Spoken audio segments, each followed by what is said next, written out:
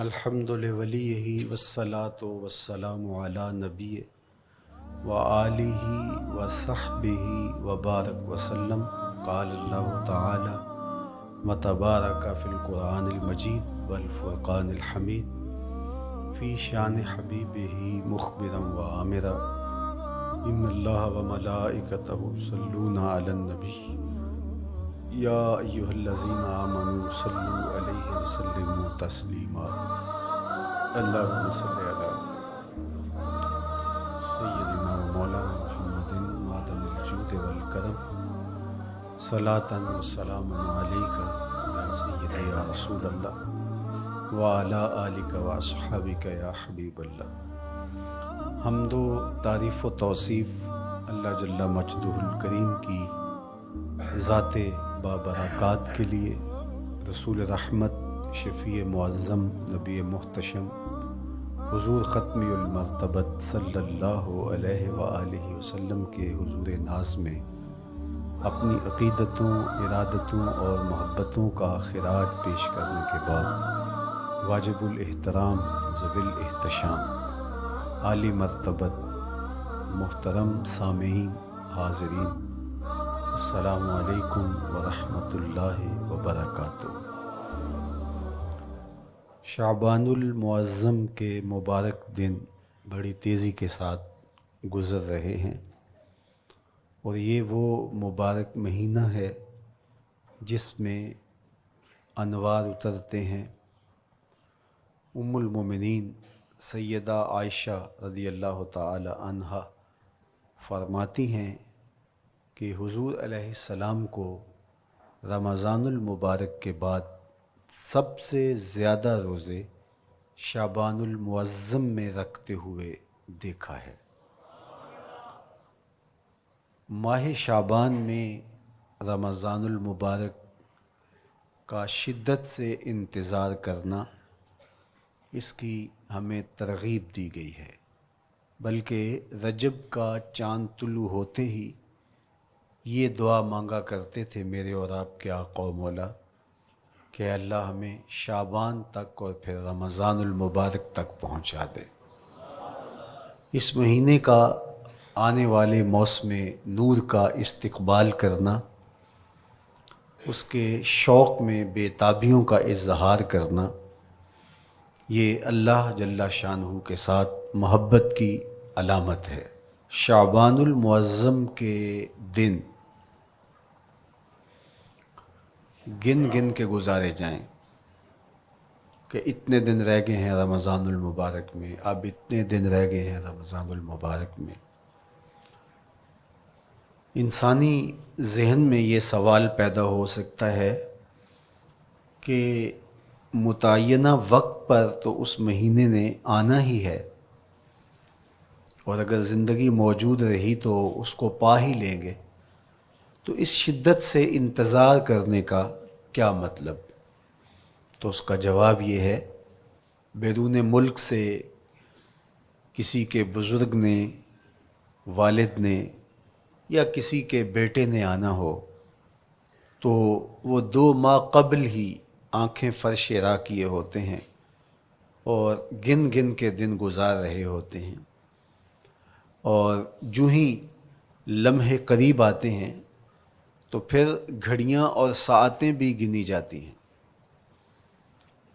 بار بار گھڑی دیکھتے ہیں، ابھی تک پہنچے نہیں، جبکہ یہ طے ہے کہ 5:02 پہ فلائٹ اترے گی۔ تو بار بار گھڑی دیکھنے کا مطلب لاہور سے 2 گھنٹے یہاں گجرانوالہ میں پہنچتے ہوئے لگیں گے، لیکن ہر 10 منٹ کے بعد کہ ذرا پتہ کرو کہاں تک پہنچے ہیں۔ کیا مطلب اس کا؟ مطلب اس کا یہ ہے کہ جب سینے میں کسی کا انتظار رکھا ہوا ہو تو پھر بے تابیاں، بے چینیاں، اضطراب موجود ہوتا ہے۔ ہم دنیا کے لوگوں کے ساتھ جو ربط و رشتہ رکھتے ہیں اس کے مطابق ان کا انتظار ہوتا ہے۔ کچھ آنے والے ایسے بھی ہوتے ہیں جنہوں نے ہمیں بتایا ہوتا ہے کہ فلاں دن ہم پہنچیں گے، اور وہ دروازے پہ دستک دے رہے ہوتے ہیں اور ہم سو کے اٹھ رہے ہوتے ہیں، اور اچانک جب پتہ چلتا ہے کہ فلاں باہر دروازے پہ دستک دے رہے ہیں تو ہم استقبال تو کر رہے ہوتے ہیں، لیکن ہمارے ذہن میں یہ بھی ہوتا ہے وہ میں بھول گیا، تو اب تو یہ کام بھی میرے ذمے ہے، تو مجھے یاد آ گیا ہوتا۔ تو جن لوگوں کے لیے دل میں محبتوں کی جگہ ہو تو ان کے لیے پھر سارے کام مؤخر کر کے ان کے استقبال کیے جاتے ہیں۔ یہ مہینہ اللہ کی رحمتوں کا موسم بہار ہے، چھم چھم رحمتیں برستی ہیں، انوار اترتے ہیں، گناہ گاروں کو آتش دوزخ سے نجات بخش دی جاتی ہے۔ تو اس کا استقبال کرنا، اس کے لیے انتظار کرنا، گن گن کے دن گزارنا، لمحے اور ساعتیں بسر کرتے ہوئے بار بار ماہ سیام کا ذکر کرنا، یہ اس مہینے کے ساتھ محبت کی دلیل ہے، اور اس مہینے کے ساتھ محبت اللہ سے محبت کی دلیل ہے۔ اس لیے اس مہینے کا استقبال کرنا، اس کے لیے تیاری کرنا، اپنے گھر کو صاف کرنا، اس کے لیے اپنی اولاد کے دل میں شوق پیدا کرنا اور ماحول پہلے پیدا کرنے کی کوشش کرنا، تاکہ جو ہی یہ ماہ جلوہ گر ہو تو روزہ رکھنے کا مزاج پیدا ہو چکا ہو، تلاوت کلام مجید کا مزاج پیدا ہو چکا ہو، دیگر نوافل اور اچھے اعمال بجا لانے کی عادت پڑ چکی ہو۔ تو شعبان میں ہی اس کی تیاری ہوتی ہے، تاکہ رمضان المبارک آتے ہی ہم پوری طرح سے مستعد اور فعال ہو کر کے اس مہینے کی برکتوں کو سمیٹ لیں۔ اللہ کے محبوب علیہ السلام نے ارشاد فرمایا کہ جب ماہ سیام آتا ہے فتحت ابواب الجنہ، تو جنت کے 8 دروازے کھول دیے جاتے ہیں۔ جنت تو اللہ جل شانہ کی کرم نوازیوں کا ایک ایسا خوبصورت منظر ہے کہ آج تک نہ کسی آنکھ نے اس کو دیکھا، نہ کسی کان نے سنا، اور نہ اس کا کوئی تصور کر سکتا ہے، ایسی خوبصورت بنائی ہے۔ وہاں کی ہوائیں جب چلتی ہیں تو گرد نہیں اڑتا، کستوری اڑتی ہے۔ وہاں دودھ کی، شہد کی، مائے معین، کوثر، سلسبیل کی نہریں بہتی ہیں، موتی زمرد کے محلات بنے ہوئے ہیں۔ وہ خوبصورت محل اور وہ خوبصورت جنت کا ماحول، لیکن اس کے باوجود اس خوبصورت جنت کو، مرصع جنت کو، نظیف ترین بقعۂ رحمت کو 11 ماہ تک رنگ و روغن کیا جاتا ہے رمضان المبارک کے استقبال کے لیے، اور جب یہ مہینہ آتا ہے تو اس کے دروازے کھول دیے جاتے ہیں، اور جنت کے 8 دروازوں میں سے ایک دروازے کا نام باب الریان رکھا گیا ہے، جو صرف روزہ داروں کے اعزاز و تکریم کے لیے ہے۔ روزہ دار اس دروازے سے گزر کے جنت جاتے ہیں۔ تو آپ اندازہ کیجئے کہ اللہ نے اس ماہ مبارک کو کیا عزت دی ہے، کیا پروٹوکول دیا ہے، کیا تکریم بخشی ہے کہ نبیوں کا امام، امام المرسلین، خاتم الانبیاء، محبوب خدا اس مہینے کے لیے منتظر رہتے کہ یہ مہینہ آنے والا ہے، یہ مہینہ آنے والا ہے۔ حضرت سیدنا سلمان فارسی رضی اللہ تعالی عنہ فرماتے ہیں کہ شعبان کی آخری تاریخ کو حضور نے ایک خطبہ ارشاد کیا۔ بعض علماء نے کہا کہ یہ شعبان کا آخری جمعہ تھا، یا ہو سکتا ہے کہ آخری جمعہ 29 شعبان کو ہی ہو۔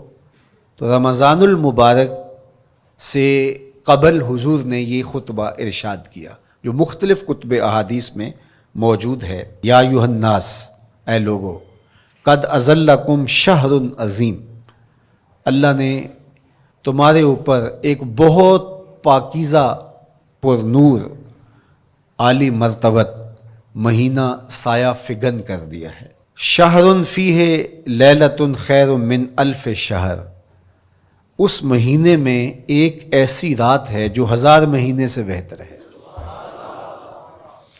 جعل اللہ صیامہ فریدہ و قیام لیلۃ تطوع، اس مہینے کے دن کے روزے فرض قرار دیے گئے اور راتوں کا قیام نفل بنایا گیا۔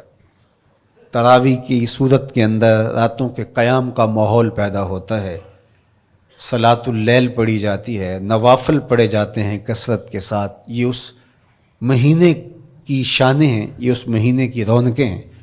اس مہینے میں اللہ تعالیٰ نے خاص کرم نوازیاں عطا کی ہیں اہل ایمان کو۔ وَمَن تَقَرَّبَ فِيهِ بِخَصْلَةٍ مِّنَ الْخَيْرِ كَانَ كَمَنْ أَدَّى فَرِيضَةً فِيمَا سَوَاهُ۔ ایک نفل کا ثواب ایک فرض کے برابر اس مہینے میں کر دیا جاتا ہے۔ وَمَنْ أَدَّى فَرِيضَةً كَانَ كَمَنْ أَدَّى 70 فَرِيضَةً فِيمَا سَوَاهُ۔ اور اگر کوئی ایک فرض ادا کرتا ہے تو اس کو 70 فرائض کا ثواب ملتا ہے۔ اس قدر نیکیوں کا اجر بڑھا دیا جاتا ہے، ان کی قیمت بڑھا دی جاتی ہے اس مہینے میں۔ اور پھر ارشاد فرمایا وَهُوَ شَهْرُ الصَّبْرِ، یہ صبر کا مہینہ ہے۔ ہونے کے باوجود بھی انسان تناول نہیں کرتا۔ ٹھنڈا میٹھا مشروب میسر ہے اور زبان کانٹا بن گئی، حلق خشک ہو گیا، لیکن اس کے باوجود بھی ایک گھونٹ حلق سے نیچے اتارنے کا روادار نہیں ہوتا۔ وضو کرتے بھی احتیاط کرتا ہے کوئی قطرہ آب حلق سے نیچے نہ ٹپک جائے۔ تو یہ صبر سکھاتا ہے۔ جب ہو بھی تو انسان اس سے گریز کرے، تو جب ہوگا نہیں تو پھر انسان صبر کا عادی بن جاتا ہے، تو یہ صبر کی عادت ڈالتا ہے۔ یہ شہر الصبر ہے۔ پھر فرمایا وَالصَّبْرُ ثَوَابُهُ الْجَنَّةُ، اور سنو صبر کا ثواب جنت ہے۔ جو شخص صابر ہوتا ہے اس کا صلہ جنت کی صورت میں عطا کیا جائے گا۔ وَشَهْرُ الْمَوَاسَاتِ، اور یہ ہمدردی کا مہینہ ہے، باہمی پیار کا مہینہ ہے، الفتیں بانٹنے کا مہینہ ہے، نرم دلی کا مہینہ ہے، ایک دوسرے کے احساس کا مہینہ ہے۔ جب کوئی شخص بھوک اور پیاس کاٹتا ہے تو اس کو پھر محسوس ہوتا ہے، بالخصوص امراء، کہ بھوک کیا بلا ہوتی ہے، اور جو نان شبینہ کو ترستے ہیں اور جنہیں کھانا میسر نہیں آتا ان کی زندگیاں کتنی تلخ ہوتی ہیں۔ تو بھوک اور پیاس احساس پیدا کرتی ہے ان لوگوں کا کہ جو اللہ کی دی ہوئی نعمتوں سے محروم ہیں۔ تو اس لیے یہ ایک قسم کا رحم دلی کا مہینہ ہے، پیار بانٹنے کا مہینہ ہے، یہ الفتیں تقسیم کرنے کا مہینہ ہے۔ وَشَهْرٌ يُزَادُ فِيهِ رِزْقُ الْمُؤْمِنِ، اور یہ ایسا مبارک مہینہ ہے جس میں مومن کا رزق بڑھا دیا جاتا ہے۔ روزہ کھانا بچانے کے لیے یہ اخراجات کم کرنے کے لیے نہیں ہے، بلکہ اس میں آپ کا رزق اور بڑھ جاتا ہے۔ ایسی ایسی نعمتیں کھانے کو ان لوگوں کو بھی نصیب ہو جاتی ہیں عام دنوں میں جو ان کا مقسوم نہیں ہوتی۔ دسترخوان لگتے ہیں، افطاریاں ہوتی ہیں، سحری کے لمحات ہوتے ہیں، کوئی کسی کو ویسے کھانا کھلائے تو اس دسترخوان پہ کھانے کے لیے آنا اس کا اور رنگ ہوتا ہے۔ لیکن افطار کا دسترخوان جب بچھتا ہے اور لوگ جب اس کے اوپر آتے ہیں، امیر بھی آتے ہیں، غریب بھی آتے ہیں، تو اللہ کی دی ہوئی نعمتیں جو دسترخوان پہ پڑی ہوتی ہیں ان کو اٹھاتے ہیں، کام و دہن کی تسکین کا سامان کرتے ہیں، عزت نفس بھی مجروح نہیں ہوتی اور طرح طرح کی نعمتیں کھانا بھی دستیاب ہو جاتی ہیں۔ تو یہ ایک مہینہ ہے مواسات کا، اس میں رزق بڑھ جاتا ہے، غرباء تک بھی اللہ کی نعمتیں وہ پہنچتی ہیں جو عام دنوں میں ان کو میسر نہیں ہوتی، اور امراء بھی نعمتوں کا لطف لیتے ہیں، نعمتوں کا مزہ انہیں آتا ہے، اس لیے کہ بھوک کاٹنے کے بعد جب ان کو نعمت میسر آتی ہے تو پھر انہیں احساس ہوتا ہے۔ جو شخص ہر وقت سیراب رہتا ہے تو اس کو کیا پتا کہ شدید بھوک کے بعد کھانے کا لطف کیا ہوتا ہے۔ سخت پیاس کے بعد میٹھا اور ٹھنڈا مشروب جب رگوں کو تر کرتے ہوئے معدے تک پہنچتا ہے تو اس کی طراوت، اس کی ٹھنڈک، اس کی لذت، اس کا کیف و سرور، اس کی عذوبت کس طرح راحت بخشتی ہے۔ اسی لیے میرے اور آپ کے آقا و مولا نے ایک دوسرے مقام پہ ارشاد فرمایا للصائم فرحتان، فرحت عند فطرہ و فرحت عند لقاء ربہ، روزے دار کے لیے دو خوشیاں ہیں، ایک خوشی اسے تب ملتی ہے جب وہ روزہ افطار کرتا ہے. وہ لمحے مسرتوں کے ہوتے ہیں، ایک روحانی احساس ہوتا ہے. اتنا لمبا دن، اتنا سخت دن، گرمی کی شدت، مالک تیرا شکر ہے لمحہ اختتام پہنچا، اور یہ اتنا لمبا دن تیرے حکم کی تعمیل کرتے ہوئے بسر ہو گیا. ایک تو روزہ کھولتے ہوئے وہ ایک سرشاری ہوتی ہے، وہ ایک لذت ہوتی ہے، روحانی تسکین ہوتی ہے. آج کل وہ افطار کے دسترخوان لگتے ہیں تو جس طرح ہمارے سارے معاملات جو ہیں وہ ملوث ہو گئے ہیں ریا سے، تصنع سے، اس طرح افطار بھی ایک فیشن کے طور پہ فروغ پا رہی ہے. تو اس میں امراء کو اور شخصیات کو بلایا جاتا ہے، اور ایسے لوگ کثرت کے ساتھ ہوتے ہیں جن کا روزہ بھی نہیں ہوتا.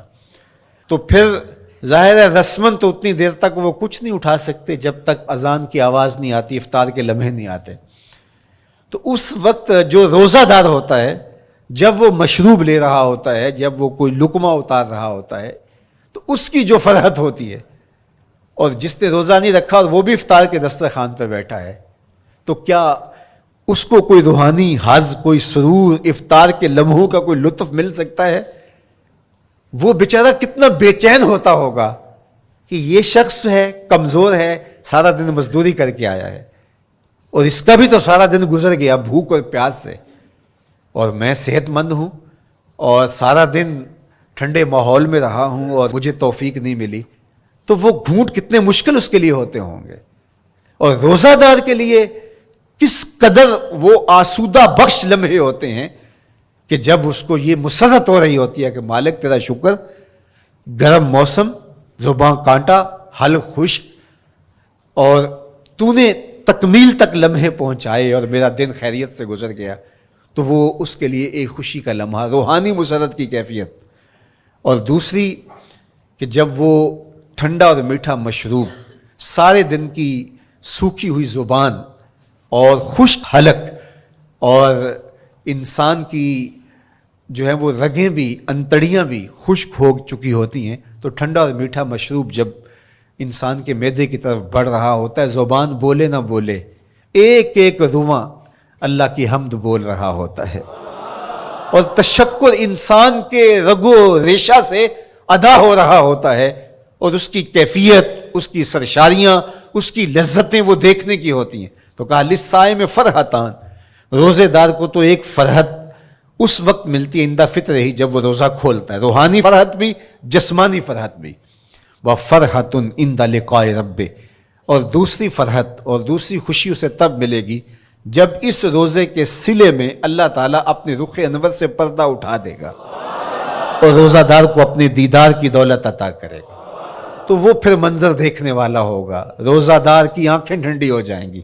اصل افطار تو وہ ہوگی نا، اللہ اکبر، اصل تو شربت دیدار ملے گا جو روح کی پیاس بجھا دے گا، جو من کی بھوک مٹا دے گا.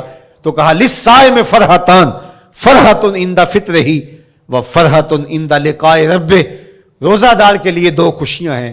ایک خوشی وہ ہے جب اس کے جسم کی پیاس بجھتی ہے، اور ایک خوشی تب ملے گی جب روح کی بھوک مٹے گی، جب من کی پیاس بجھے گی، اور پھر وہ سرشاریوں کے عالم میں دیکھتا ہی چلا جائے گا، اور وہ سیراب ہی نہیں ہو پائے گا کہ میں ان دو آنکھوں سے دیکھ رہا ہوں، کاش کہ لو لو دے مڈ لک لک چشمہ، ایک کھولا تے ایک کجا ہوں. وہ اس آرزو میں ہوگا کہ میرا رواں رواں آنکھ بن جائے اور میں اس دیدار سے فیضیاب ہوتا چلا جاؤں. تو وہ کیا لمحے ہوں گے، وہ کیا گھڑیاں ہوں گی، وہ کیا ساعتیں ہوں گی. کوئی لفظ نہیں ہے جن لفظوں میں ان حقیقتوں کو بیان کیا جا سکے، اس لیے کہ وہ منظر ہی وراء الورا ہوگا. تو روزہ دار کو فرحت ملتی ہے جب وہ روزہ کھولتا ہے. تو فرمایا وَشَهْرٌ يُزَادُ فِيهِ رِزْقُ الْمُؤْمِنِ، اس میں مومن کا رزق بڑھا دیا جاتا ہے. وَمَنْ فَطَّرَ فِيهِ صَائِمًا كَانَ مَغْفِرَةً لِذُنُوبِهِ، جس نے روزہ دار کا روزہ افطار کروایا. اللہ کے محبوب فرماتے ہیں کہ ایک تو خود روزہ رکھا، اور دوسری سعادت یہ ہے کہ ماہ سیام میں روزہ دار کا روزہ افطار کروایا. آپ شریعت بیضاء کو بنظر عمیق مطالعہ کر کے دیکھیں. ماہ سیام میں بہت زیادہ اس بات پہ زور دیا گیا ہے کہ روزہ افطار کرواؤ. اپنے گھر میں بیٹھ کر کے روزہ افطار کر لینا یہ بھی سعادت مندی ہے، روزہ نصیب ہو جائے. لیکن اس بات پہ بہت زور دیا گیا ہے ماہ سیام میں کہ ایک ماحول پیدا ہو، لوگوں کو افطار کروائیں تاکہ تمام لوگوں تک اللہ تعالیٰ کی نعمتیں پہنچیں اور لوگوں تک جو ہے وہ رمضان المبارک کی برکتیں پہنچیں. تو ارشاد فرمایا وَمَنْ فَطَّرَ فِيهِ صَائِمًا، جس نے روزے دار کا روزہ افطار کروایا، کَانَ مَغْفِرَةً لِذُنُوبِهِ، تو وہ افطار کروانے والوں کے گناہوں کی بخشش کا ذریعہ بن جائے گا. یہ افطاری گناہوں کی مغفرت کا سبب بن جائے گی. وَإِتْقَ رَقْبَتِهِ مِنَ النَّارِ، اور آتش دوزخ سے گردن کی آزادی کا مجدہ جاں فضا بن جائے گا. یہ امر کہ اس نے کسی کا روزہ افطار کروایا. وَقَانَ لَهُ مِثْلُ أَجْرِهِ مِنْ غَيْرِ أَنْ يَنْقُصَ مِنْ أَجْرِهِ شَيْءٌ، اور روزہ افطار کروانے والے کو روزہ رکھنے والے جتنا اجر ہی دیا جائے گا، لیکن روزہ رکھنے والے کے اجر میں بھی کوئی کمی نہیں واقع ہوگی. جتنا اس نے سارے دن کی بھوک اور پیاس کاٹ کر کے تکلیف اٹھا کر کے روزہ رکھا، جس نے شام کو اس کو افطار کر دیا اتنا ہی ثواب اس کو عطا کر دیا جائے گا، اس کا اجر کم کیے بغیر. اللہ اکبر! یہ امت کے لیے اللہ نے کیا پیکج دیا ہے، کیا کرم نوازیاں ہیں اس امت کے لیے. آقا کریم نے ارشاد فرمایا ایک شخص صبح سے لے کے ظہر تک مزدوری کرتا ہے، اس کو ایک قیراط دیا جاتا ہے، اور ایک شخص ظہر سے لے کر عصر تک مزدوری کرتا ہے، اس کو بھی ایک قیراط دیا جاتا ہے، اور ایک عصر سے لے کر مغرب تک مزدوری کرتا ہے، اس کو 2 قیراط دیے جاتے ہیں. فرمایا پہلی مثال یہود کی ہے، دوسری مثال نصارہ کی ہے، اور تیسری مثال میری امت کی ہے. یہودیوں نے اور عیسائیوں نے اس پہ اعتراض کیا کہ ہمارا اجر کیوں تھوڑا ہے، تو میرے اور آپ کے آقا و مولا نے فرمایا تمہارا تھوڑا نہیں، ہمارا زیادہ ہے. آج کل اگر 1000 روپیہ مزدوری چلتی ہو مزدور کی، تو کوئی شخص صبح سے شام تک ایک شخص سے مزدوری کروائے اور 1000 روپیہ دے دے، اور دوپہر کو اڈے سے جا کے ایک مزدور اور لے آئے، شام کو اس کو بھی 1000 روپیہ دے آئے، اور ایک شخص کو عصر کے وقت لائے اس کو 2000 روپیہ دے دے، تو 1000 والا کہے کہ میرے سے زیادتی ہوئی ہے، تو اس سے زیادتی تو نہیں ہوئی، اسے تو پوری مزدوری دی گئی ہے. اب اس پہ مہربانی ہوئی ہے، اس پہ رحمت ہوئی ہے.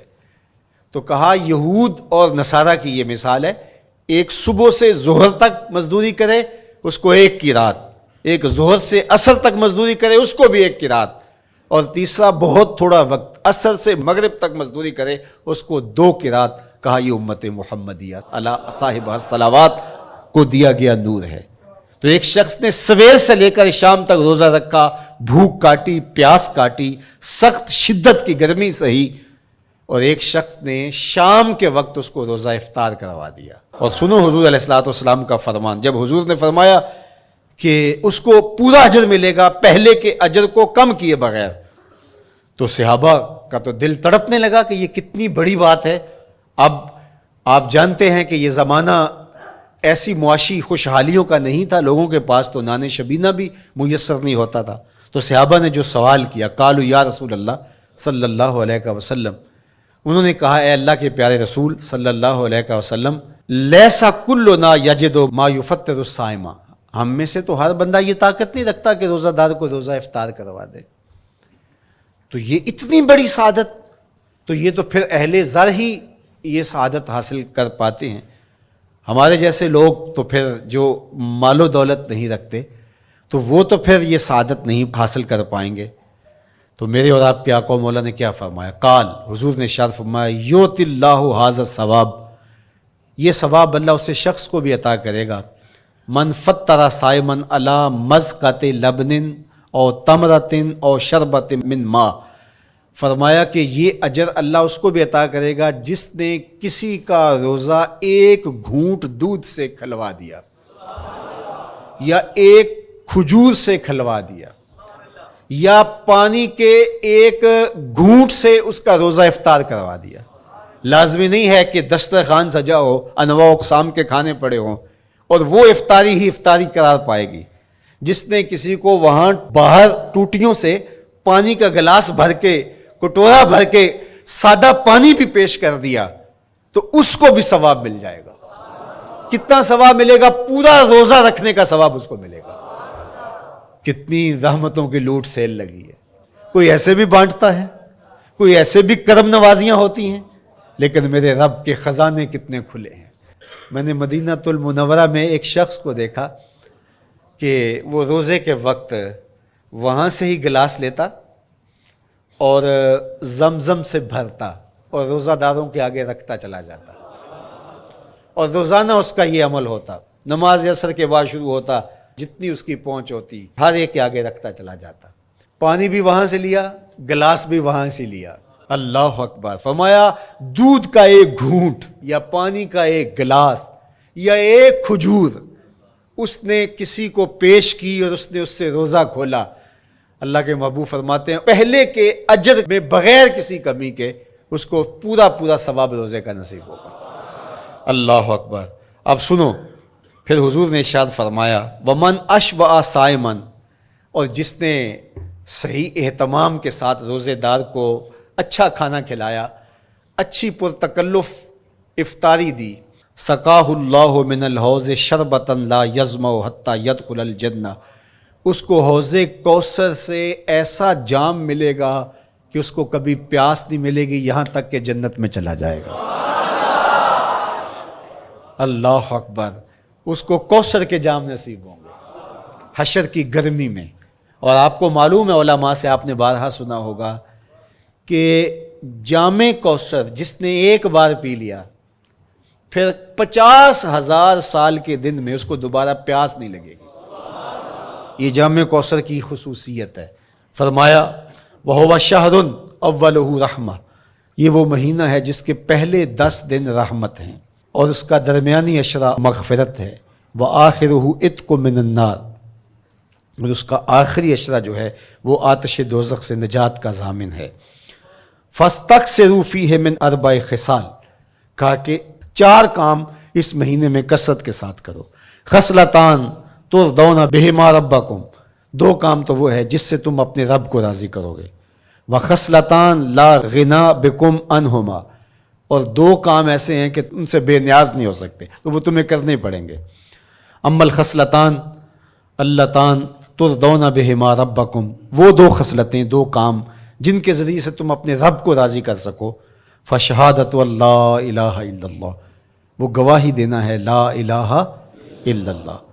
وتستغفرونہ، اور تم کثرت سے استغفار کرو، اللہ سے بخشش مانگو۔ یہ 2 کام تم نے کرنے ہیں۔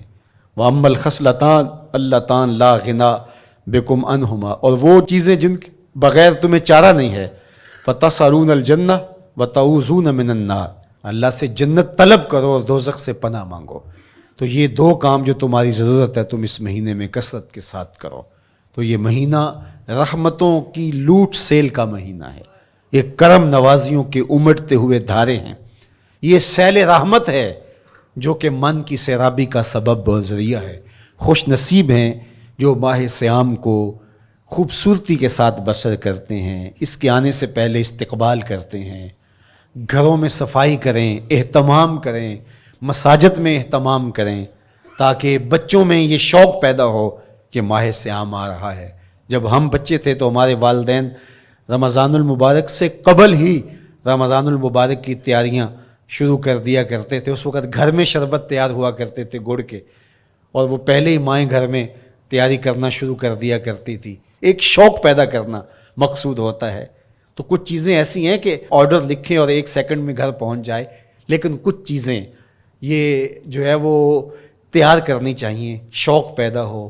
گھروں کے اندر ماؤں کو چاہیے کہ افطاری کو اہتمام کے ساتھ تیار کریں تاکہ بچوں کو شوق پیدا ہو، اور یہ ایک ماحول پیدا ہو، قرآن مجید کی تلاوت کا ماحول پیدا ہو، جاگنے سونے کے جو ہے وہ شیڈول مرتب کیے جائیں، مساجد کی آبادی کا سامان کیا جائے۔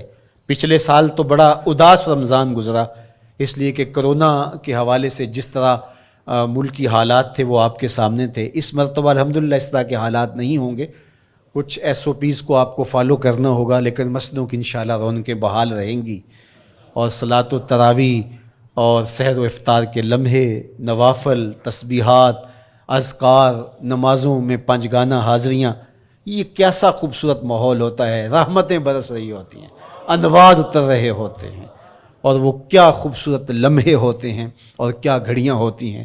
انشاءاللہ امسال مرکز مصطفیٰ کے اندر صلاۃ التراویح کے لیے خاص طور پہ ہم اہتمام کر رہے ہیں۔ میری آرزو تھی کہ جب مرکز کی تکمیل ہو تو پھر رمضان المبارک کا اہتمام کے ساتھ جو ہے وہ ہم انتظام و انصرام کیا کریں گے، چونکہ اس سے قبل بہت سارے تعمیراتی کاموں کی وجہ سے ہم الجھے رہتے تھے، لیکن اللہ کے فضل سے اب مرحلہ اول کی تکمیل ہو گئی اور مرحلہ ثانی کی طرف ہم بڑھنے والے ہیں۔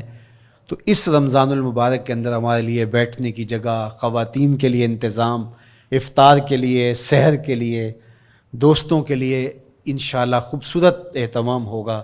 بہت اچھے قاری قرآن جو ہے وہ صلاۃ التراویح پڑھائیں گے، تو وہ میٹھے اور دل آویز لہجے اور مرکز کا ماحول انشاءاللہ ذکر و فکر کے حلقے بھی ہوں گے، دروس قرآن کے حلقے بھی ہوں گے، تو ایک ماحول انشاءاللہ پیدا ہو، اور انشاءاللہ میں بھی آپ کے ساتھ ماہ صیام میں موجود رہوں گا، افطار کے لمحوں میں بھی، سحر کے لمحوں میں بھی، تراویح میں بھی، نمازوں میں بھی انشاءاللہ، اور پھر جب ہم ہوں گے تو ماہ صیام ہوگا، رحمت کی گھڑیاں ہوں گی، اترتے ہوئے انوار ہوں گے، محبتوں کا ہجوم ہوگا، افطار کے میلے ہوں گے، سحری کے خوشگوار لمحے ہوں گے، قرآن کی دل نواز صدائیں ہوں گی، اور مرکز مصطفیٰ کا نورانی پرکیف سرمدی ماحول ہوگا، اور ہم اپنے رب سے اس کی رحمتیں طلب کریں گے۔ اللہ ہم سب کو اپنی پناہوں کا حصار دے۔ والسلام علیکم ورحمۃ اللہ۔